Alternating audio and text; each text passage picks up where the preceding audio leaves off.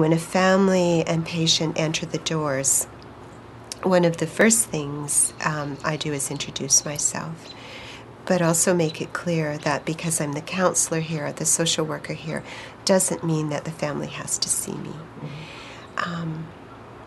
But often it's about conversation. It's about meeting the family where they're at that moment in time. And because it's such a stressful, such an intense time, I try to be aware of how that might be for them and the histories that people bring here with them. So each family has its history of loss and its way of dealing with loss, and each individual within that family as well has a history of how they've approached life and their losses and joys, their meaning, the meanings that they've made in life to this point, their connections.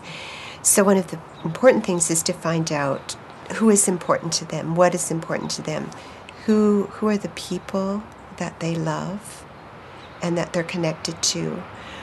Are there people missing from that circle that have gone before them, or who they would like, who are still living and they would like to connect with? What about their culture? What were the important themes in their lives? What were the important things? Their faith, their spiritual practices. What kind of legacy does the patient want to leave for family? I'm not talking about money here. It never comes down to, how rich I am or how powerful I was. It comes down to some of those basic, who do I love? Who have I touched? How do I want people to remember me? So it's very powerful. It's very inspiring, I think, for myself, and I know for other staff who work here. We learn so much from how people are meeting and doing this journey at the end of life. So it's complex. There's a lot of things that go into, I believe, into the work that I do, the work that we do here, and yet it's really simple as well. It comes down to the real basics of life, to love and be loved and so forth. I believe that as staff, we have to be able to allow people to experience whatever emotion they're experiencing. Sometimes that's difficult because it's very intense. It might bring up feelings in ourselves because we come here to work at hospice, but we also have a history of loss. We also have our particular way of viewing the world.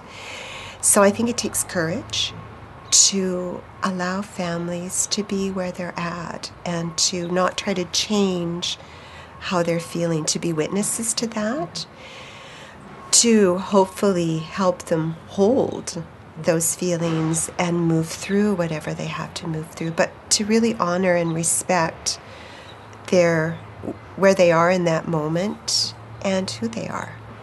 So I think that takes courage.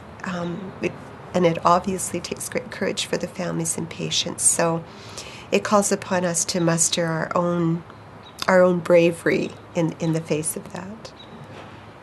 Yeah, it's very rewarding, and we have to grow as individuals too. You can't be in this job and not do your own spiritual work, not do your own self-examination, because things come up for all of us in the face of such profound experiences that we're witnessing. And we're only witnessing these. We are here to guide and help the family as much as we can, but they're experts in their lives. They're experts in who they are and what they need. We're experts in the process of approaching death and having quality of life during that time. So we can be guides in that, but we also need to stand back and allow the family to do what they need to do. I guess one of the most important things is to recognize, as challenging as this time is and moving and profoundly deep, it's also really important that we understand the strengths that the patients and families bring to the table. And I think that is one of my biggest joys and my biggest lessons here in the hospice is that families have incredible strengths.